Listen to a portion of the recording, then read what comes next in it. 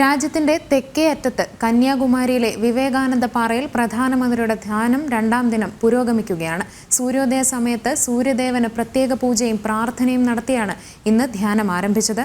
നാളെ ഉച്ചവരെയാണ് 45 മണിക്കൂർ നീളുന്ന ഏകാന്ത ധ്യാനം വിവേകാനന്ദ പാറയിൽ രാജ്യത്തിന്റെ പ്രധാന സേവകൻ അനുഷ്ഠിക്കുന്നത്.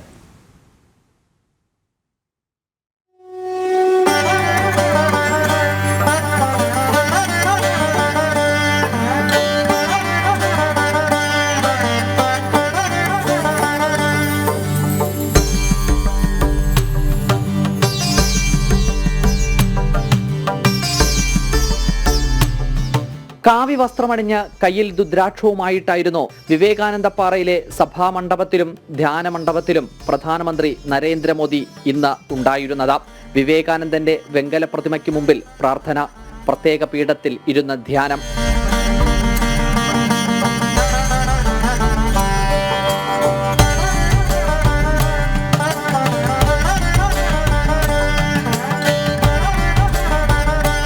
സൂര്യോദയം കാണാൻ ധ്യാനമിരിക്കുന്ന സഭാഗൃഹത്തിൽ നിന്നും മോദി പുറത്തേക്ക് വന്നു.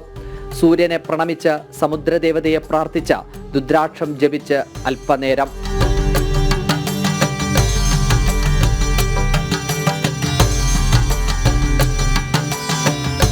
വീണ്ടും ധ്യാന കേന്ദ്രത്തിലേക്ക് അദ്ദേഹം മടങ്ങി. പ്രധാനമന്ത്രി ഉള്ളതിനാൽ വിവേകാനന്ദ പാറയ്ക്ക് ചുറ്റും കർശന പോലീസ് സുരക്ഷ തുടരുകയാണ്. വിനോദസഞ്ചാരികൾക്ക് നിയന്ത്രണമുണ്ട്. നാളെ ഉച്ചകഴിഞ്ഞ് 3:30 ധ്യാനം പൂർത്തിയാക്കി കന്യാകുമാരിയിൽ നിന്നും ഹെലികോപ്റ്റർ മാർഗം അദ്ദേഹം തിരുവനന്തപുരത്തേക്ക് പോകും. അവിടെ നിന്നും വിമാനത്തിൽ വാരണാസിയിലേക്ക് മടങ്ങും. ഏകതയാത്രയുടെ 33 വർഷങ്ങൾക്ക് ശേഷമാണ് മോദിയുടെ വിവേകാനന്ദ പാറയിലെ സന്ദർശനം. അത് 3ാം തവണത്തേക്കുള്ള യാത്രയുടെ തുടക്കമെന്നും വിലയിരുത്തുന്നു. വർഷങ്ങൾക്ക് മുമ്പ് കന്യാകുമാരി കടൽ താണ്ടി യുവസന്യാസിയായ നരേന്ദ്രൻ തപസ്സനുഷ്ഠിച്ച പാറയിൽ രാജ്യത്തിന്റെ പ്രധാന സേവകൻ നരേന്ദ്രമോദി തപസ്സു തുടരുകയാണ്. രാജ്യത്തിന്റെ പുരോഗതിക്കും രാജ്യത്തിന്റെ കരുതലിനും വേണ്ടി ആത്മാരാധന മുന്നോട്ടു പോകുകയാണ്.